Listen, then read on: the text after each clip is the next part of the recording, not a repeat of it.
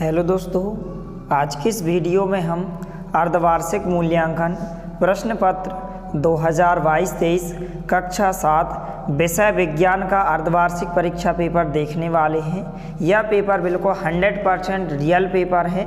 यदि आप इनको अच्छे से तैयार कर लेते हो तो आप 50 में से 50 अंक ला सकते हो।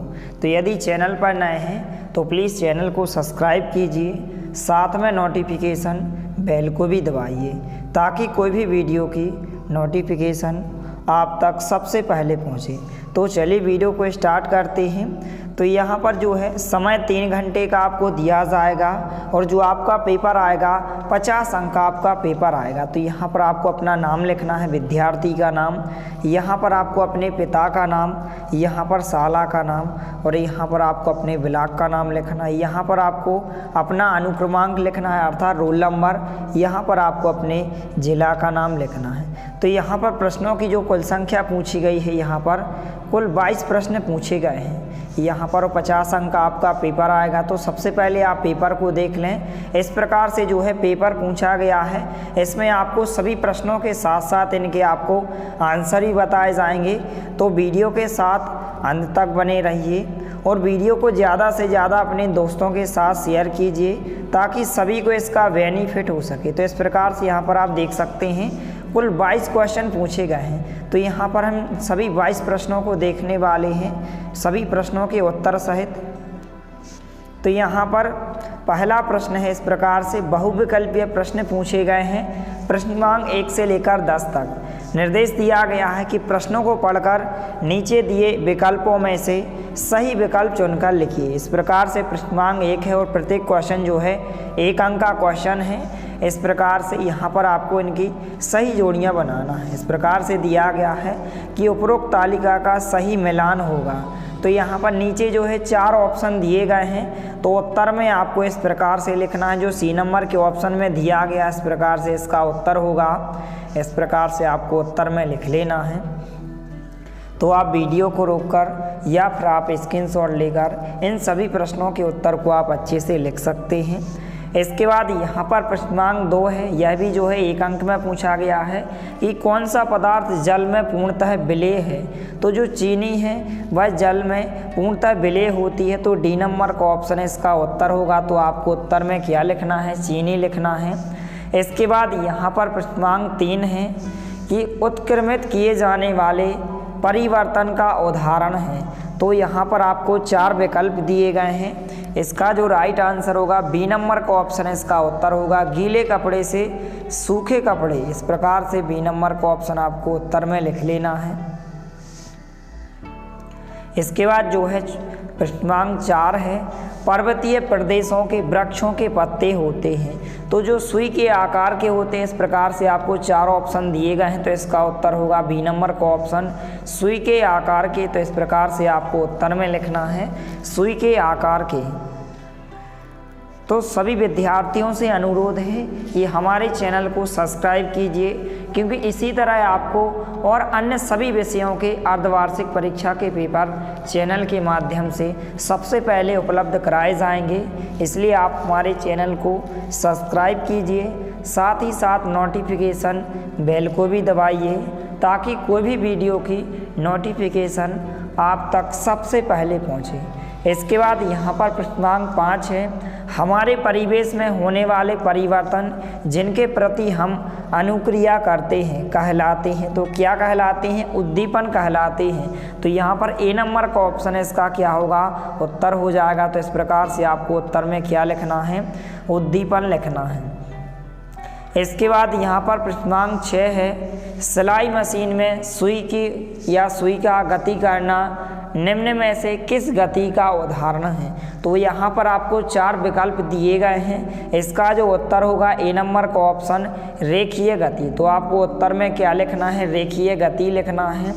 इसके बाद यहाँ पर प्रश्नांक 7 है, दिए गए परिपथ में दोनों तारों के मध्य किस वस्तु को रखने पर बल्ब जल जाएगा। तो 4 विकल्प दिए गए हैं। इसका जो उत्तर होगा सी नंबर का ऑप्शन, इसका उत्तर होगा लोहे की छड़। तो इस प्रकार से आपको उत्तर में लोहे की छड़ लिखना है। इसके बाद यहाँ पर प्रश्नांक 8 है, दिए गए चित्र में बूझो एक जलती हुई मोमबत्ती को दो भिन्न नालिकाओं चित्र आ एवं बा से देखता है। तो यहाँ पर मोमबत्ती स्पष्ट रूप से दिखाई देगी इस प्रकार से, और बा यहाँ पर दो यहाँ पर चित्र दिए गए हैं। तो इसका जो उत्तर होगा यहाँ पर केवल आ चित्र में, ए नंबर का ऑप्शन है इसका उत्तर होगा केवल आ चित्र में, यहाँ पर जो है स्पष्ट रूप से दिखाई देगा। इसके बाद 9वां क्वेश्चन है, दो चुम्बकों के समान ध्रुवों को समीप लाने पर क्या होगा। तो सदैव क्या होता है, प्रतिकर्षण होता है। तो यहाँ पर इसका जो उत्तर होगा बी नंबर का ऑप्शन है इसका उत्तर होगा। तो आपको उत्तर में क्या लिखना है, सदैव प्रतिकर्षण। इसके बाद प्रश्नांक 10 है, लंबाई का एसआई मात्रक है। तो जो लंबाई का एसआई मात्रक होता है मीटर होता है, ए नंबर का ऑप्शन इसका उत्तर होगा। तो आपको उत्तर में लिखना है मीटर। इसके बाद जो है लघुत्तरीय प्रश्न पूछे गए, यहाँ पर आप देख सकते हैं प्रश्नांक 11 से 20 तक जो है 3-3 अंक के क्वेश्चन पूछे गए हैं लघुत्तरीय प्रश्न। तो वीडियो के साथ आपको अंत तक बने रहना है ताकि आपको 50 में से 50 अंक मिले। तो यहाँ पर निर्देश दिया गया है कि दिए गए प्रश्नों के उत्तर लिखिए।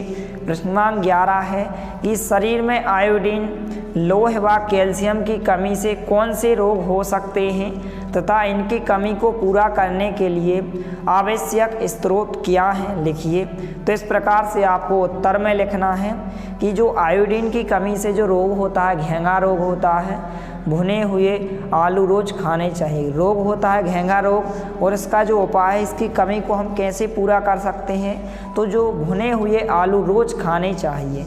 इसके बाद लोह है, तो लोहे की कमी से जो है एनीमिया रोग होता है, इसकी जो कमी को पूरा करता है चुकंदर का जूस पिए। तीसरा है कैल्शियम, तो यहाँ पर इससे जो रोग होता है ऑस्टियोपोरोसिस नामक रोग होता है, इसकी कमी को पूरा करता है कच्चा पनीर खाएं। तो इस प्रकार से यह जो है प्रश्नांक 11 का उत्तर होगा। यह क्वेश्चन जो है 3 अंक में पूछा गया है, इसलिए आपको अच्छे से लिखना है, अच्छी राइटिंग में लिखना है ताकि आपको पूरे में से पूरे अंक मिलें।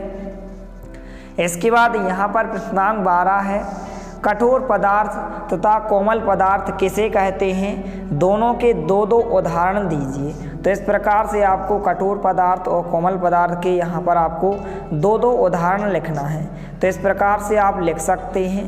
पहला उदाहरण होगा कि पदार्थ जिन्हें आसानी से संपीड़ित व खरोंचा ना जा सके उन्हें कठोर पदार्थ कहते हैं। और यहाँ पर इनके उदाहरण हो जाएंगे जैसे लोहे व पत्थर से बनी वस्तुएं। इसके बाद कोमल पदार्थ, तो जिस पर आसानी से खरोंच लग सकती है उसे जो है कोमल पदार्थ कहते हैं। उदाहरण जैसे चौक, रुई, रबर आदि। तो इस प्रकार से प्रश्नांक 12 का उत्तर होगा। यह क्वेश्चन भी 3 अंक में पूछा गया है।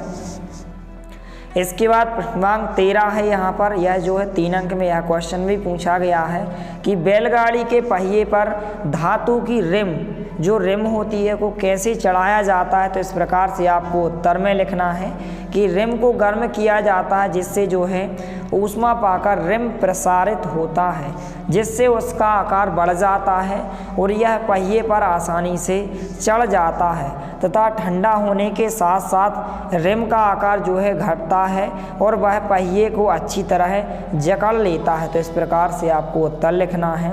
इसके बाद प्रश्नांक 14 है, यहाँ पर घास स्थल में रहने वाले किन्हीं 2 जीवों की उदाहरण देकर उन्हें उस परिस्थिति में रहते हुए या रहने हेतु कौन से गुण उनमें परिलक्षित होते हैं, लिखिए। तो इस प्रकार से उत्तर में आपको लिखना है। क्वेश्चन भी जो है 3 अंक में पूछा गया है। तो आप उत्तर में लिखेंगे कि घास के मैदानी क्षेत्र में शाकाहारी जंतु जैसे हिरण आदि तथा मांसाहारी जंतु जैसे शेर, बाघ, चीता आदि रहते हैं।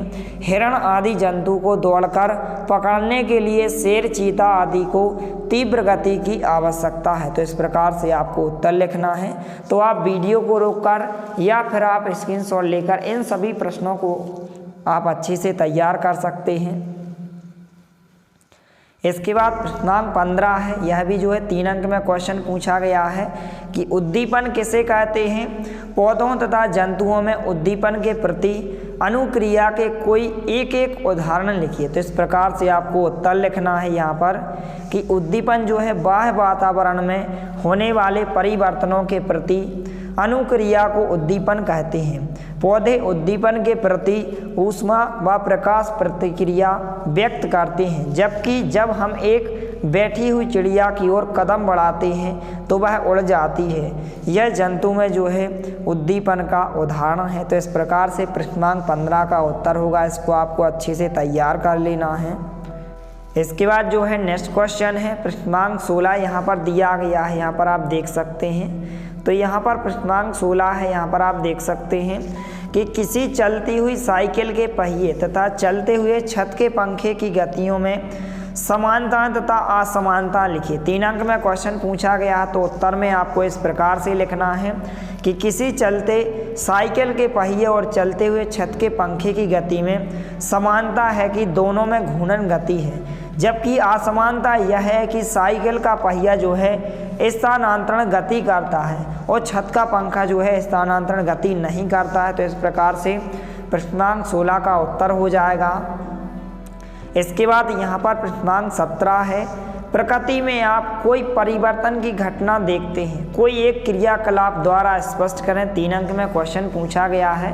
तो इस प्रकार से आपको उत्तर में लिखना है कि हाँ, प्रकृति में हम परावर्तन की घटना को देखते हैं। इसका उदाहरण अंधेरे कमरे में प्रवेश करने पर कुछ भी दिखाई नहीं देता है, लेकिन एक बार जब आप रोशनी चालू करते हैं तो आपको सब कुछ दिखाई देगा। यह जो है परावर्तन के लिए अच्छा क्रियाकलाप है। तो इस प्रकार से आपको उत्तर में लिखना है। इसके बाद यहाँ पर प्रश्न क्रमांक 18 है, यह भी जो है 3 अंक में क्वेश्चन पूछा गया है। क्वेश्चन है, विद्युत स्विच किसे कहते हैं? स्विच ऑफ तथा ऑन दोनों में से किस स्थिति में विद्युत परिपथ पूरा होगा? तो इस प्रकार से आप उत्तर लिखेंगे कि एक स्विच एक विद्युत संकेत को यांत्रिक रूप से बदलने के लिए बाहरी बल पर प्रतिक्रिया करता है।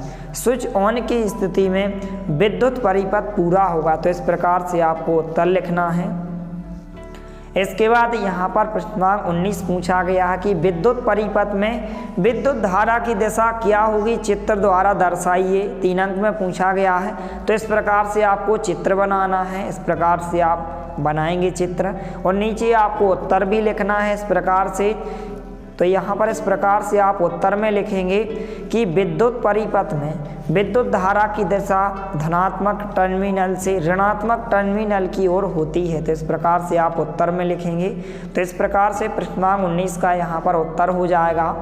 इसके बाद यहाँ पर प्रश्न क्रमांक 20 पूछा गया है इस प्रकार से कि चुंबकीय पदार्थ तथा अनुचुंबकीय पदार्थ में उदाहरण देकर अंतर स्पष्ट कीजिए। इस प्रकार से 3 अंक में क्वेश्चन पूछा गया। तो इस प्रकार से आप उत्तर लिखेंगे कि चुंबकीय पदार्थ ऐसे पदार्थ होते हैं जो चुंबक की ओर आकर्षित होते हैं। कुछ चुंबकीय पदार्थ लोहा, स्टील, कोबाल्ट और निकेल आदि। इसके बाद अनुचुंबकीय पदार्थ क्या होते हैं?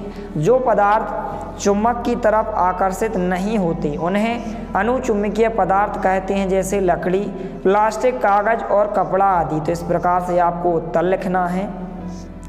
इसके बाद यहाँ पर प्रश्न क्रमांक 21 से 22 तक दीर्घ उत्तरीय प्रश्न पूछे गए हैं। 5-5 अंक के क्वेश्चन पूछे गए हैं, इसलिए आपको अच्छे से अच्छी राइटिंग में लिखना है। तो यहाँ पर क्वेश्चन दिया गया है प्रश्न क्रमांक 21, अनुकूलन किसे कहते हैं? मरुस्थल में रहने हेतु ऊंट में कौन कौन सी विशेषताएं पाई जाती हैं, लिखिए। तो इस प्रकार से उत्तर दिया गया है। यहाँ पर आप देख सकते हैं कि अनुकूलन किसी विशेष वातावरण में सुगमता पूर्वक जीवन व्यतीत करने एवं वंश वृद्धि के लिए जीवों के शरीर में रचनात्मक एवं क्रियात्मक स्थायी परिवर्तन उत्पन्न होने की प्रक्रिया है।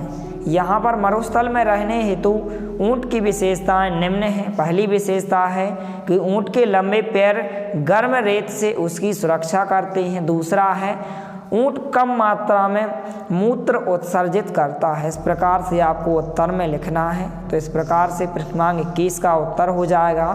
इसके बाद यहाँ पर लास्ट क्वेश्चन है क्रमांक 22, मोमबत्ती का जलना तथा मोम को गर्म करना दोनों परिवर्तनों को स्पष्ट कीजिए। तो इस प्रकार से उत्तर दिया गया है। तो इस प्रकार से क्रमांक 1 से लेकर 22 तक के सभी प्रश्नों के उत्तर हो जाएंगे। इसी तरह आपको और अन्य सभी विषयों के अर्धवार्षिक परीक्षा के पेपर सभी प्रश्नों के उत्तर सहित चैनल के माध्यम से उपलब्ध कराए जाएंगे। इसलिए आप हमारे चैनल को सब्सक्राइब कीजिए, साथ ही साथ नोटिफिकेशन बेल को भी दबाइए ताकि कोई भी वीडियो हम यदि अपलोड करें तो उसकी वीडियो की नोटिफिकेशन आप तक सबसे पहले पहुंचे। तो इस प्रकार से इन सभी प्रश्नों को आपको अच्छे से तैयार कर लेना है। यदि वीडियो पसंद आए तो प्लीज़ लाइक कीजिए, दोस्तों के साथ शेयर कीजिए। मिलते हैं अगले वीडियो में, तब तक के लिए जय हिंद, वंदे मातरम।